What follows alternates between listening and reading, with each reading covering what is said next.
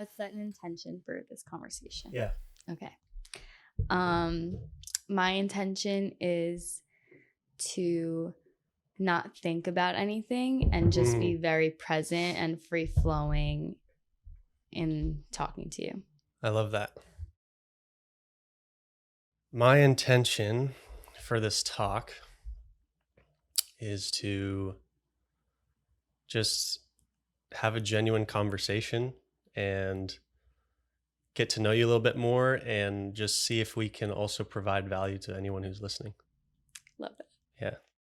Okay. So let's get into this podcast episode. We're going to call this episode 1. So I wanted to start a podcast ultimately to interview and talk about creative things and also just talk to other creatives who are in the process and learn more about the initial startup of running your own business and things like that. Because as we know, starting out and doing your own podcast, running your own business while you're in school, running a busy life, it's really tough. So just to do a little introduction, Sophia and I met in chiropractic college, which we're currently in right now in East Bay, California, specifically Hayward. And it's been about a year since we've been in this program.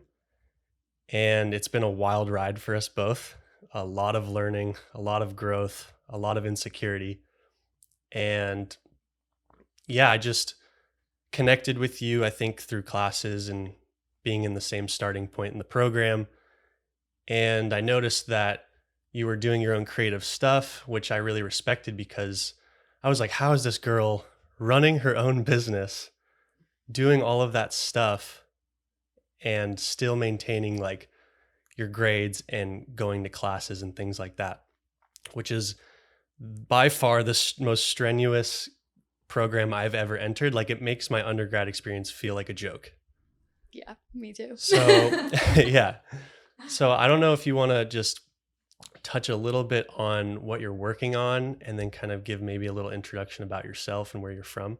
Yeah, I'd love to. So I'm Sophia and I am in my 6th quarter out of 14, just like Chandler. And we met through chiropractic. I got introduced to chiropractic through getting a massage. Actually, it was very random. And so I thought I was going to get a massage, and instead I actually made an appointment for a chiropractic adjustment. And so I got the adjustment, and then I was introduced to a bunch of other chiropractors who then led me to this school. And in the meantime, while I was there, I was actually doing work for my company, which is now Integrate Wellness. And I was running Integrate Wellness at that time. And I really just wanted to get into chiropractic because I loved energy healing. And at that time, I was already Reiki certified, yoga, meditation, had my own clients, and I was running this business. And I knew I just wanted to learn more. And as soon as I got into the program, I realized that this program is so much work. It's so hard, and it takes a lot of time, energy, motivation, discipline. And I knew that if I wanted to, one, make money as a student and fulfill my passion of what I'm doing with my business, I knew I needed to make the time to do it. And not everybody can do this, and I know that. And I know that it's also a lot for me. I miss out on social opportunities and doing more things in my free time, but this is something, it's a sacrifice that I think is worth it. And so I started running that business in 2020, and then it came into 2021. I started school in 2021, and now we're in 2023. So it's been almost 3 years of running that business, which is Integrate Wellness, where I have private meditation clients now. And I also expanded it to be a brand where I sell apparel. So right now I'm working on selling this hoodie, it's called the Look Up hoodie. And I actually was inspired by it before I got to school. The hoodie says, "Look up, be present." And at that time, I really just wanted people to stop looking at their phones and just be more present in general, because we live in this world, in this society where everybody's just looking over their phones. And I was just at a point where I was like, how can I spread awareness for people to just be present in their surroundings and look other people in the eye and smile at strangers and just create more of a connection within humanity. And then I got to school and started learning about anterior head carriage, and I made this connection in learning. I think we were in maybe cell physiology, one of our initial classes, and we were talking about the spinal cord and the brainstem, and specifically the medulla oblongata, which regulates emotion, heart rate, breathing. And so what I noticed is that with anterior head carriage, we're putting a lot of pressure on the medulla oblongata. And so my initial thought is, oh my gosh, like this is why people with anterior head carriage have anxiety, because their emotional regulation is just, Yep. there's an interference. Excuse me. There's an interference with their nervous system, specifically their brainstem. And this is a huge deal. This is really important because we're seeing an increase in anxiety, an increase in depression, an increase in suicide. And people don't want to talk about these things. People just want to, in the majority of the healthcare industry, people just want to dish out pharmaceuticals and just stop the symptoms of anxiety. But really, we need to get to the root cause, which is chiropractic, which is changing the structure to change the function. And so that is, in a nutshell, what I'm working on with Integrate Wellness. And then I was with a friend this summer, actually, and we were just catching up. And within our initial calls, we always talk about our bodies and how we feel in our bodies as women.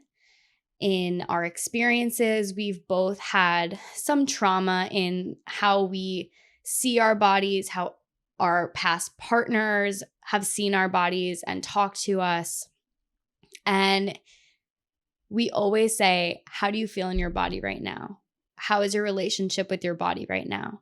And that always led into a conversation of, honestly, like, I've been binging a lot. I don't feel secure in my body. I look in the mirror and I hate how I look. And we both were just those people that helped to talk each other off that ledge of negative self-talk and really just reshape the relationship that we have with our body to feel confident in our skin without having to change the physical, without having to work out or restrict our eating or have our macros channeled out for the rest of the week. And so in doing this work with each other, we were like, how can we bring this to other people? Because we have had such a significant shift within our own relationships with our body just through working with each other. And so SRA was born, which is the company that we just launched last month. And Congratulations. Thank you. Yeah. And so SRA is the first ever on-demand platform, subscription-based website that functions as an app. And it has 11 categories to date. We add to each category or new categories every month. And there's 60 plus audios on the library right now. And within the library, the categories consist of things like negative self-talk, binge restrict eating, looking in the mirror, how you feel in your body when your body is changing, menopause, abortion, anything where women have vulnerable experiences with their bodies. We have an audio, we have either a meditation, positive affirmations, or simply we just talk to you like a conversation. You click it and it's a voice note playing for whatever you're feeling in that moment, very specific and curated to your needs in order for you to come out on the other side of the audio feeling connected to your body, secure in your skin, and just empowered as a human in this body. So that's what I'm working on with her. So that's SRA, and Integrate is my other one, and school on top of that. It's a lot. That is impressive. Honestly, like that's a lot right there, what you just said. Yeah, it's a lot. So to go into that more, how do you find the time? It's a good question. I mean, in some classes, obviously, my grades suffer. I I did fail a class in the beginning of our journey, and after I failed the class, I never wanted to fail another class again. And so I just made it a priority to just be on top of my schoolwork and make the time for classes that I knew I wasn't strong in. And I would really just use all of my time on the weekends to study. And I would go in between classes. Sometimes I had meetings with my business partner between classes, or I would skip a class and I would have a meeting with her. And I really just allocated my time according to my schedule instead of the school schedule. So we have set classes that are in person. I made sure I went to every single lab, and every time I was in a lab, I made sure I really paid attention to what was going on.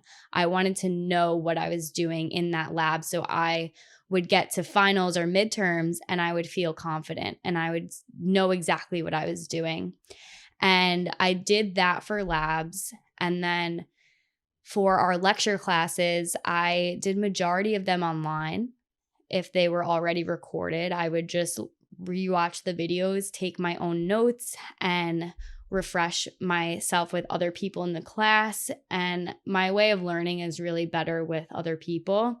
So I learned that these past few quarters. And so I would meet up with other people and we would study together and just bounce these ideas off of each other about what we were learning. And that really helped a lot. So really just learning how I studied, how I obtained information, and making the most out of my time just by allowing myself to know what I'm not good at and know what I am, and focusing more on what I'm not good at so I can actually be better in those classes.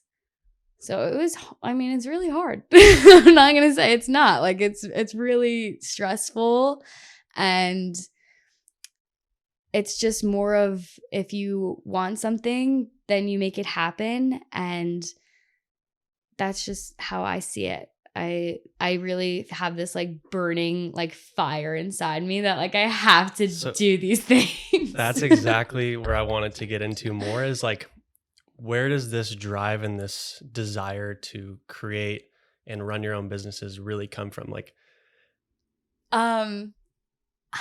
well,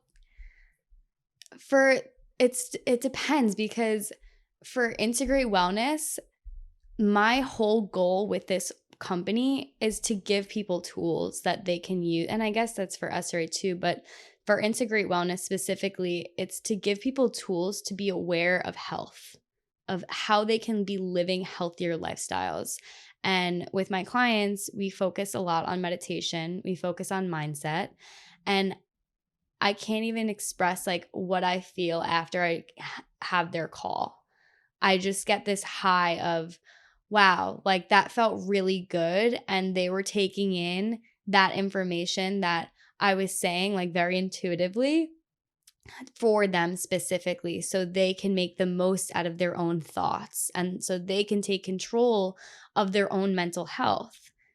And I love that. That's so strong too, because so much of mental health is reframing your mindset for yourself. And that's something that, like, even when you're working on it, it's still a struggle. It's an ongoing, not battle, but it's ongoing practice.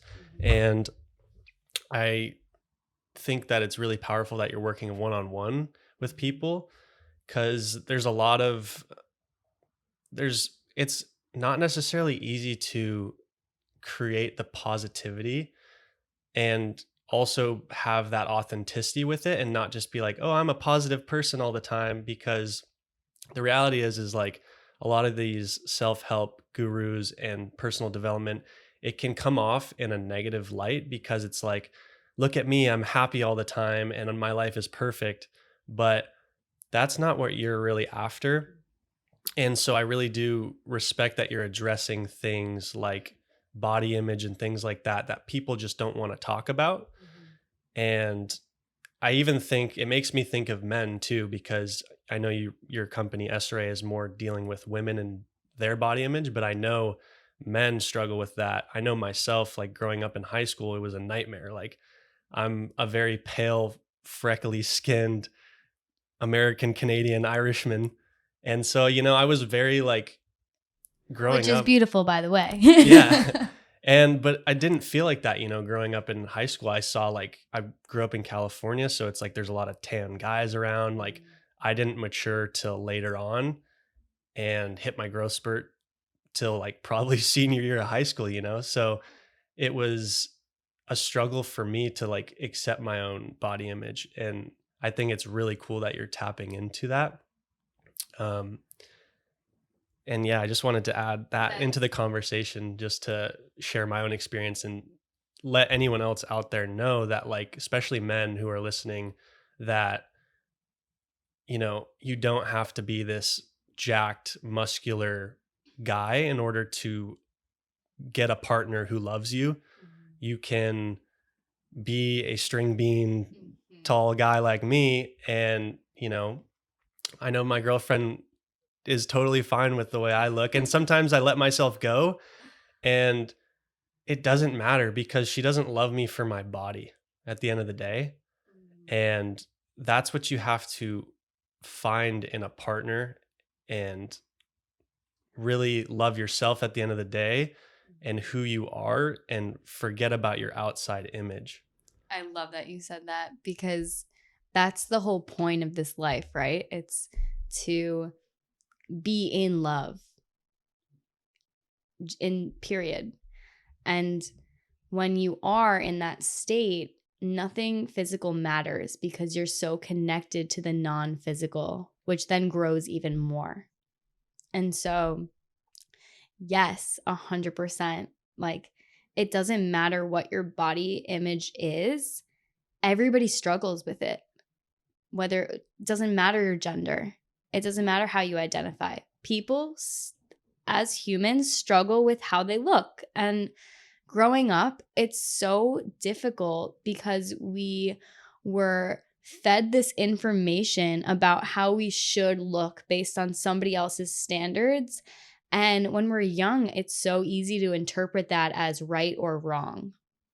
And I feel like as a population, as humans in general, right now in this day and age, it's only getting worse because of social media and all of the things that are out there of how you can change your body and make yourself smaller or bigger or whatever it is. It's kind of a mind fuck. Excuse my language. It seriously is frightening. Like I do my best to filter everything that I'm consuming on social media. And yeah, it's like, it's crazy. Like I look at like a gym video, for instance, and just like trying to learn more about working out. And then all of a sudden there's a girl and she's like this curvy girl.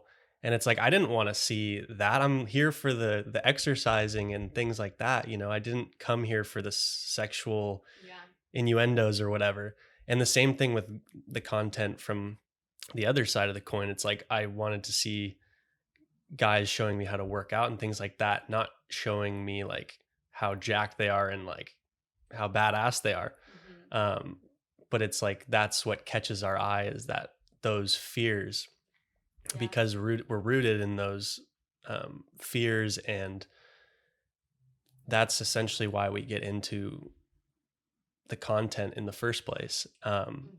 So I guess I want to talk a little bit more about the fears of body image, especially like for women. What is a fear that comes to mind when you think of like your body?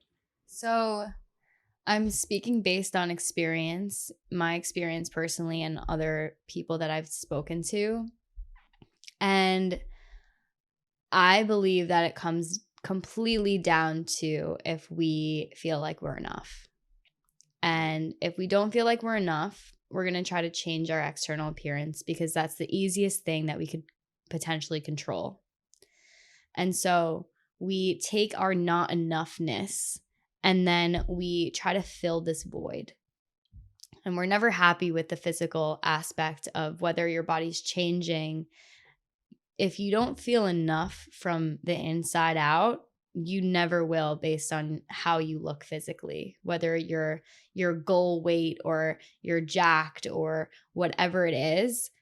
You will not be satisfied or happy in your life unless you are internally satisfied and happy in your life. And with society now, it's so focused on materialism that we lose sight of what's truly important, which is building relationships. And that also starts with building relationship within yourself. Because if you don't feel like you're enough within yourself, you're just going to try to criticize yourself. And then you end up criticizing other people because you are a reflection of who you are. Mm. That's some deep wisdom right there. Yeah. How would you say I mean, obviously through experience, like you're very wise for your age to be able to dive into these deep topics. So would you say you always had this wisdom and that like knowledge, or would you say it came through your own insecurities and your own like um, issues, I guess, in terms of whatever in life? Oh my gosh. I was not always like this at all. I see it as my, like, when I was younger and even in college, undergrad, I was a shell of who I am now. And it was that shell that was so focused on the external that I really went through a dark time to get to where I am now. And that's the only way I can teach what I know. And the fact that I went through it, I know it works. I know that you can get yourself out of wherever you are because it really is just a mental shift. And that's kind of the hardest part. People don't want to accept that they can create the change for themselves. And through my own personal work with myself, I feel like I dedicated these last few years with running my business to be the best person I could possibly be. And I know it sounds so cliche, but I work really hard on myself and I make the time to read books that will inspire me. I try not to listen to too much music, which is, I love music, but at the same time, I rather be putting in things that will uplift me and make me a better person and allow me to visualize myself being a millionaire and just things like that that not most people probably do, but I love that stuff. If I have a vision for myself and what kind of life I want to live the best possible life that I can. But the thing that's most important is to take the time now to appreciate what I have, because then I'll just get lost in following the future realities that I'm creating for myself, which I'm kind of on a tangent now, but No, yeah. everything you're saying is great. And the whole point of this podcast is to learn from each other as creators. And there's no right answers to your journey. And I love that you're working on yourself. And I know I'm the same way. Like I'm always trying to not upgrade myself.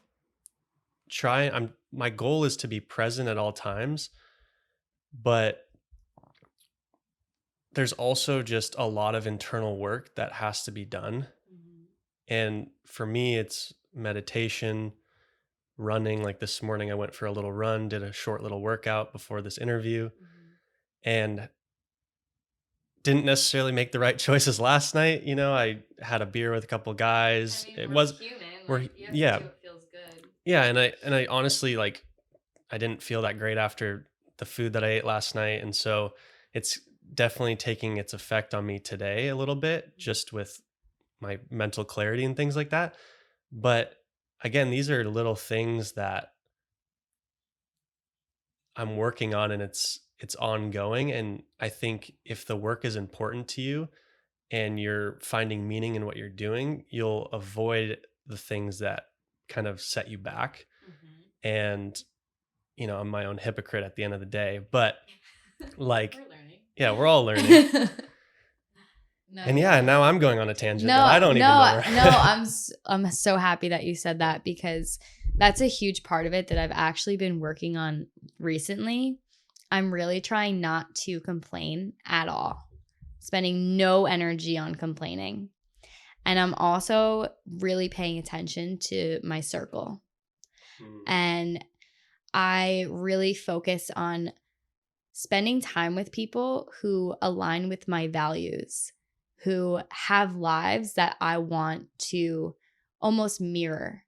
And not in the sense that I want to be somebody else, but more of I want to be spending time with people who have similar goals, that see bigger things for their lives. And it's very clear now to me who is on that type of path and who isn't. And I think it kind of all comes down to having a lack mindset or having an abundant mindset. And that's pretty cut and dry for me to say, but I really believe it, because when people are in lack, they are really on such a different vibration than the people that are in abundance and see opportunity for everything that happens in their life instead of being the victim. And so I'm really just making sure that I connect with people and spend my energy, my time with people who see big things for themselves, because that's what they're going to embody. And that's the type of energy I want to surround myself with. That's interesting. That makes me think a little bit about, so as like a student, right? Or someone who's very busy and maybe they're not necessarily making a whole lot of money right now. How do you cultivate an abundant mindset when you don't necessarily have a lot of money in this moment?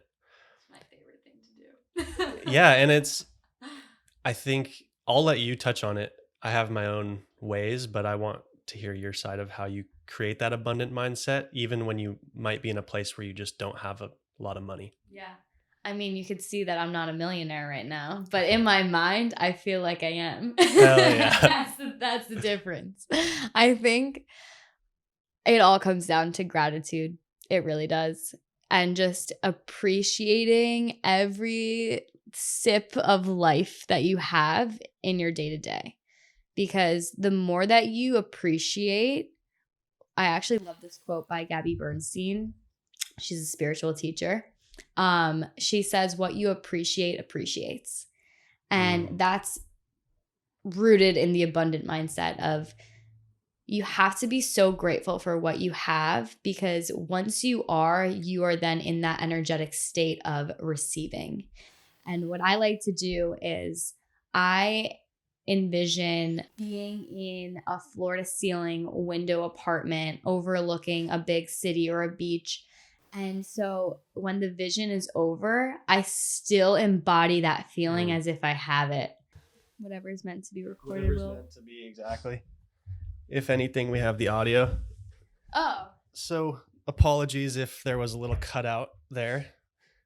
But so what were we talking about? We were talking about Millionaire mindset. Millionaire mindset. I was just talking about how we act as if, me and my business partner, we act as if we're running a multi-million-dollar company, and we act as if we have interviews with TV shows, with Good Morning America. We pick out what we would wear. We really go in on the detail of what our lifestyle would be, what our clothes would be, what we would do during the day, what would our lives look like, who would we spend time with, what would our morning meetings look like, where would they be, what would we talk about.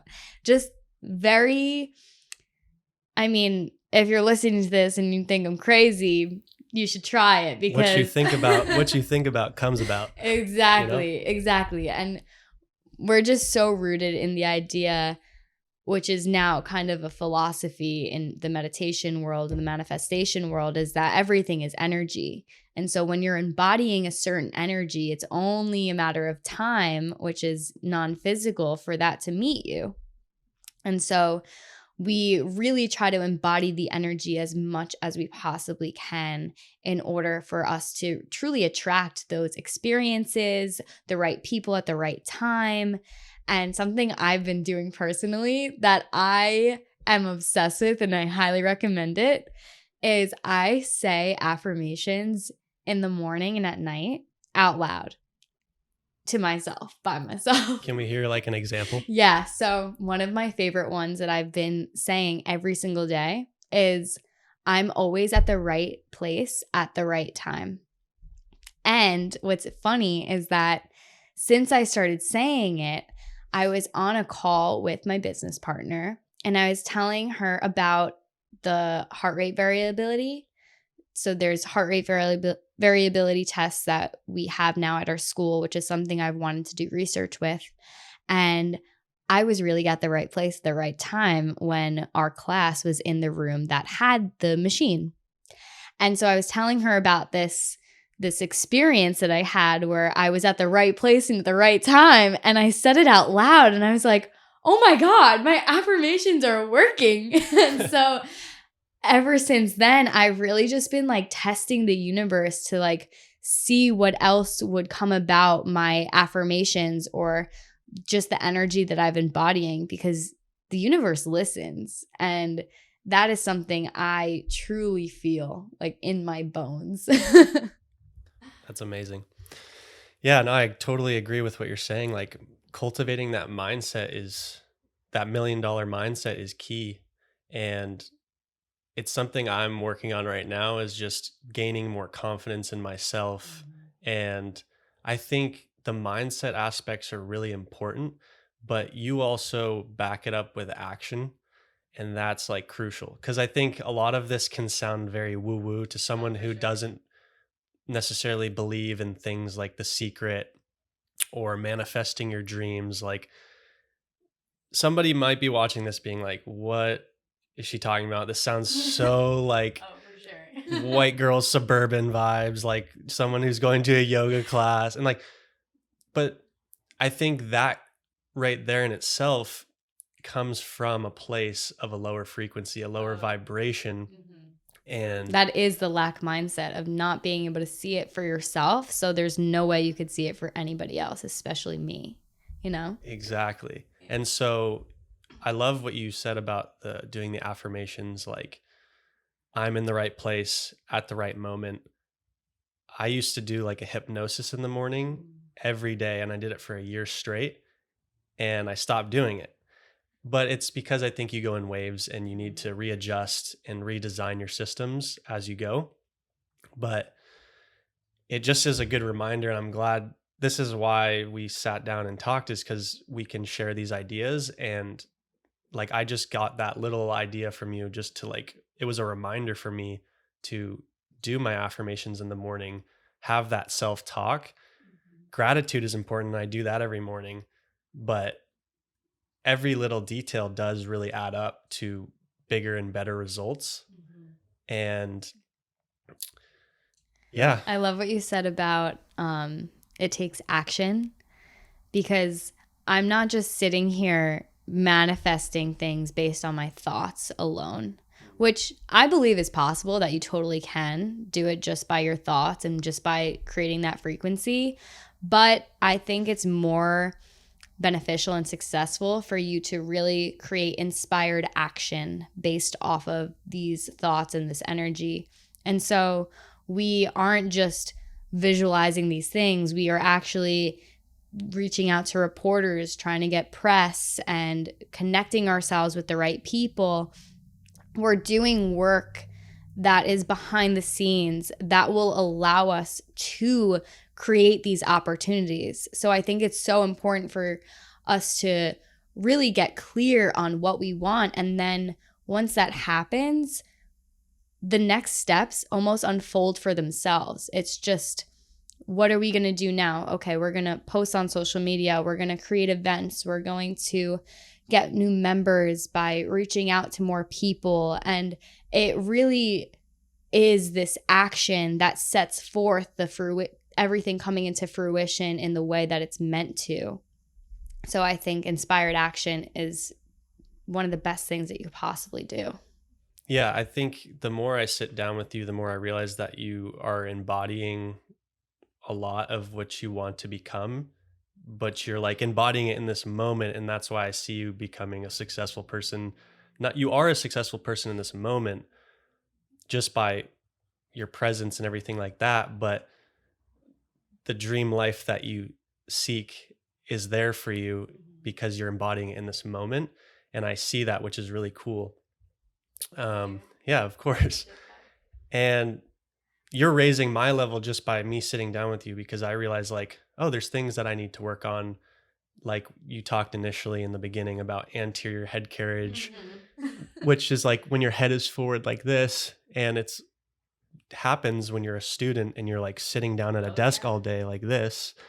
And yeah, it really does affect my anxiety levels, and I have to remember to like bring my shoulders back, sit up straight. It's a little tough right now, but just all those little details that you touched on are so important and crucial for anyone listening, that it doesn't matter where you're at in life.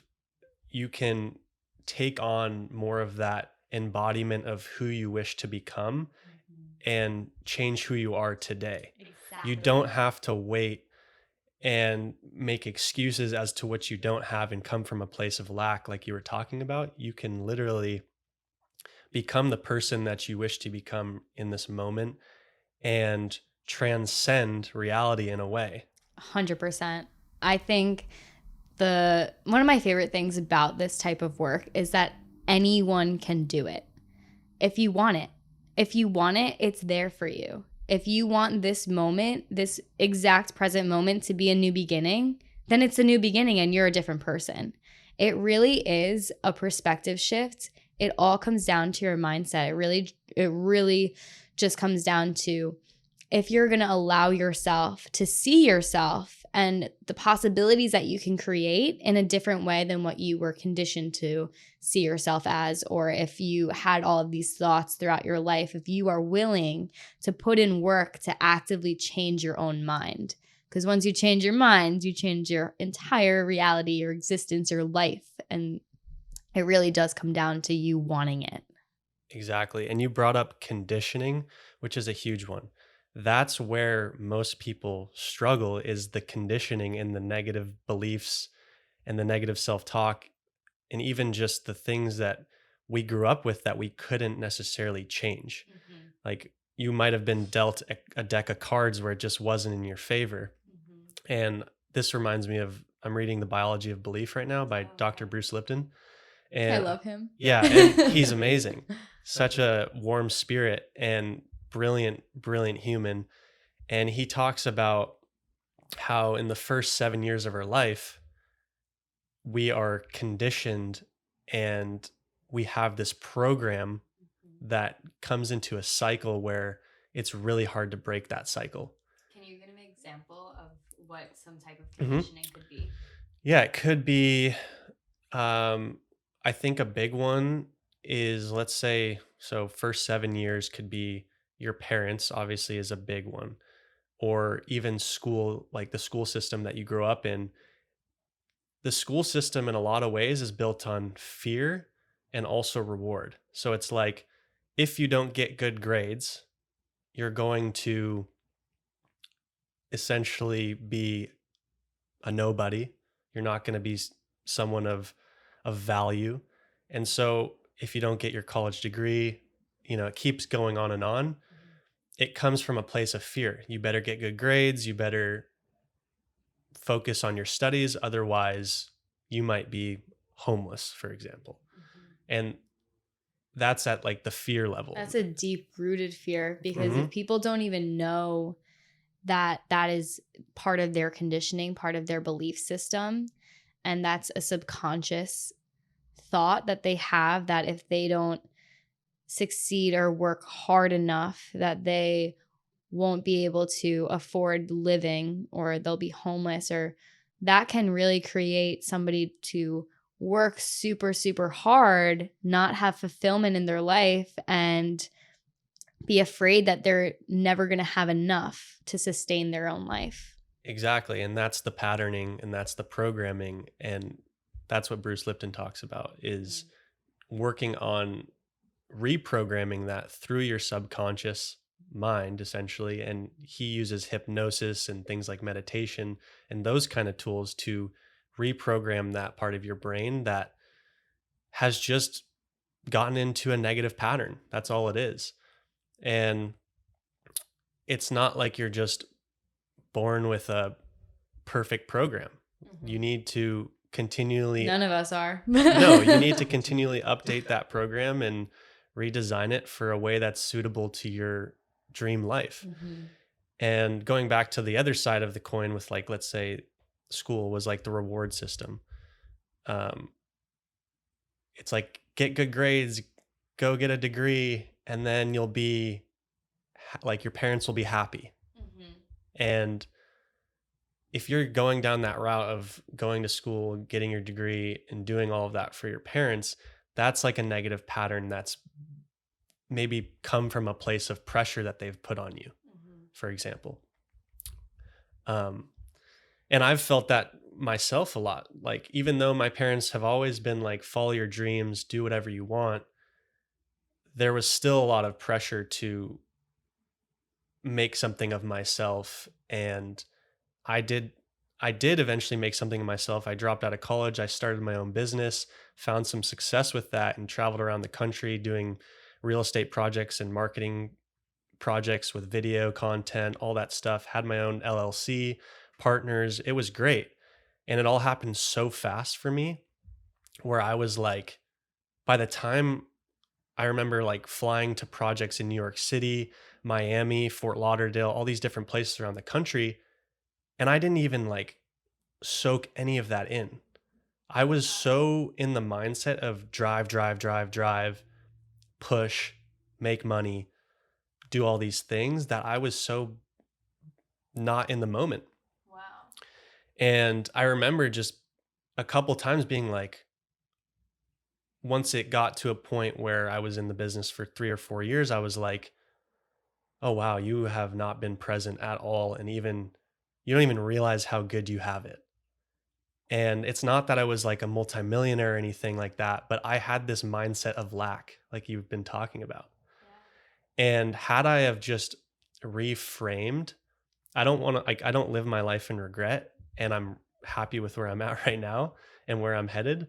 But looking back, if there's one thing I do regret, it would be cultivating a better mindset and a better relationship with why I was doing what I was doing, instead of allowing that negative program to just kind of take me in a direction where I didn't want to go.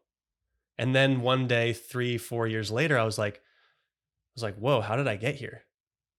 You know, and that Wow. happens for a lot of people, It where does. it's like 10, 20 years, sometimes 30, 40 years later. Like, I remember, just to go on a quick little tangent, I remember walking in my neighborhood in San Diego at one point and bumping into a neighbor who he was in his 50s, and he was a successful lawyer, and he was doing something different at the time, but he was like in his 50s. And at one point he was like, wow, I've wasted half my life following money and becoming a lawyer, and to prove that I am something to the world and my parents and all these things. And eventually it took him just this moment of realization that he had wasted a lot of his life following something he didn't even want, on a program that was probably running in his brain subconsciously. From probably when he was like in high school or something. Mm-hmm. Wow, that's very powerful. Yeah. What was it for you that, what was there a moment where you realized that what you were doing wasn't fulfilling you, or was it fulfilling you? What was that initial because you're now in school for chiropractic. So where was the transition for you? That's a great question. So there were many moments, but there was one moment in particular that really kind of frightened me a bit. And it was, I was in front of the computer for like a big role of my in my company at that time was I was director of production. So I would film a lot of content, and then I would also be on the computer editing like all day. And I never set like boundaries and time constraints. I'd work from like 7 a.m. till sometimes 5 or 7 p.m.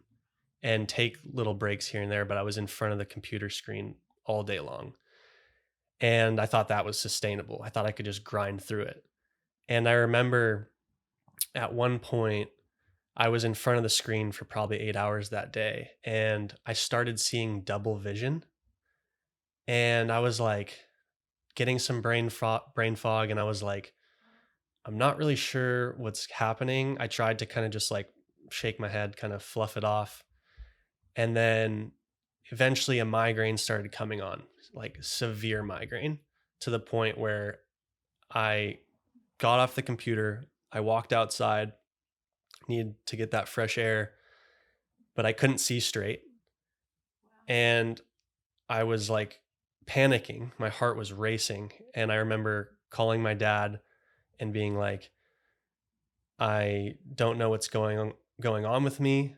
I have a severe migraine to the point where it's like pounding through my head, through my eyeballs, and I couldn't see straight. And I was like, he was like, stay where you are, don't. And I walked across the street, like, which was kind of sketch. I literally couldn't tell if there was a car right in front of me or if there was people walking by. And eventually it went away just by me going for a walk and calming down. But in that moment, it was a big trigger for me. And it made me realize, like, wow, you've pushed it way too far. Like, you do have physical limits and you've hit your limits. And clearly, what you're doing is not sustainable. And it basically was a point of burnout for me. And that made me start thinking about it wasn't that moment where I was like, oh, yeah, I'm quitting my job and doing all these things and going back to college. It wasn't that moment, but it was the big wake up call for me. It was, That it was impacting your health. yeah. Wow. Hmm. It's so crazy. Yeah. Wow. There are so many stories similar to that where people just push themselves with work, and things like that happen where they become sick and they're not able to sustain that life anymore. And it's not until they get sick that it's the wake up call for them, which is, it's crazy because we get so consumed in our work that we don't even allow ourselves to acknowledge the impact that it's having on our mind, on our body, on our emotions. And it's a lot for you to even be at a point where you were able to see what it was doing to yourself instead of being focused on that external physical substance. Absolutely. And sometimes it takes people a couple times to figure out Yeah. what their negative program is. Like for me, a big one was burnout. I would just work myself like a dog into the ground. And then by the time I was so burnt out or I had a physical problem, like you said, then it was like, oh, I'm not, I should probably chill out a little bit and maybe do something that's more conducive to living a life of balance. That's wild because now your life is so balanced. It's so balanced. And even though I'm like a very busy student, full-time schedule, I still have time for my creative projects. I still have time for my friends. I still have time to maintain a relationship with my girlfriend from a distance. Which And is tough. which, yeah, all of that's, Yeah. it's takes work, but I enjoy the journey and every process of that. And, but like I said, it's kind of taken me a few different stumbles to kind of collect myself and slow down a bit. So, for someone who's listening who is a creative person, maybe they're running their own personal brand website, what would you say to them in the beginning stages?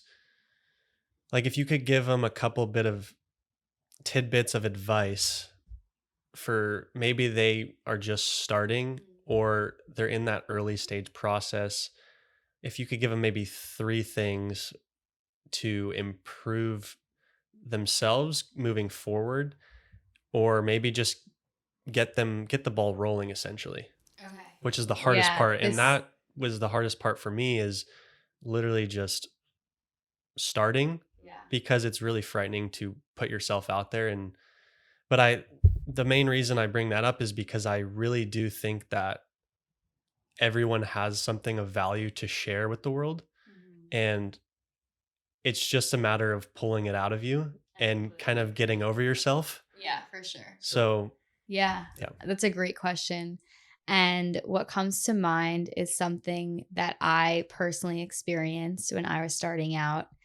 And so my three things are: one, to, if you have an idea and if you didn't start yet, or if you're just starting out, or wherever you are in your process, my advice is to put your head down and work on it, and only share with people who embody the energy of abundance, who can also see that vision.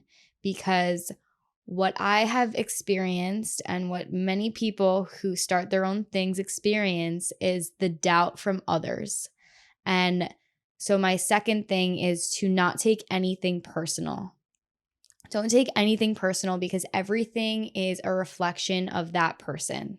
So if that person doesn't believe in themselves and you come to them with this amazing idea that you thought of that can really help people or change people and change your lifestyle, and you see yourself being a millionaire, and you tell them this idea, but they don't believe in themselves and they're working this shitty job that they hate, they are not going to support you. And that is the hardest thing to internalize, when the people that you love are not supportive of what you're doing, because they don't have that capacity to support you, because they don't even support themselves. So don't take anything personally. And the third thing is to really prioritize yourself and prioritize what will make you happy, and do those things every single day, not Monday through Friday. Every single day, commit to yourself, commit to your health, your mental health, your emotional health, your physical health, your energetic health. Commit to yourself every single day, because that is the only way your life will change. It's not going to change if you're only working on yourself 3 days a week, or 1 day a week, or once a month. The change happens when you are consistent. So consistency is fully key. So those are my three things, because those are the really big ones for me when I was starting, when I'm still starting. I don't share my ideas with many people, because I get a lot of resentment and I get a lot of just unsupportive hate. Yeah, no, I think that's all great advice. And yeah, we're not perfect. No. We are perfectly imperfect humans. And the whole point of putting yourself out there is to just let go of the fact that you're going to make mistakes. Mhm. There's no such thing as failure. And that's a Exactly. big one for me. And that's something that I would give as far as advice. I'm answering my own question. No, But I'm happy you are, because that's so important. Everything's a learning experience. exactly. And if you can have that mindset of this is a learning experience, there's no such thing as failure. Mhm. I think the more mistakes you make, the more stumbles that you have, The better, the better. honestly. That means that you're pushing yourself, you're getting out of your comfort zones, and that will lead to more success in your life and more growth. I completely agree. And I also just wanted to say I appreciate you for just coming into this conversation and being your authentic self. And you've really given me a lot of takeaways and inspired me to work on some other things as well in my morning routines and things like that. So I'm really grateful for you and the friendship that we have. And moving forward, I'd love to do another episode if you'd want to do Yeah, I would that. love that. Thank you so much for having me. This has been so much fun. And I've honestly loved hearing about your personal journey, your transitions, and your practices. I think it's amazing to have this friendship where we can inspire each other and really just grow with each other, because we are clearly just on that same wavelength of wanting to better High ourselves. vibe. High High vibration. vibes only. But But yeah, I mean, we're just living life, and I think that's all we could possibly do is to be present, enjoy where we are, and love the people that we surround ourselves with. absolutely. Well, thank you guys for listening. And where can I, if I drop So, some information for your yeah. business, all that stuff? Yeah, so my website is integratewellness.com, and SRA is the SRAmembership.com, also at the SRA membership and at Integrate Wellness on social. Awesome. Love it. Cool.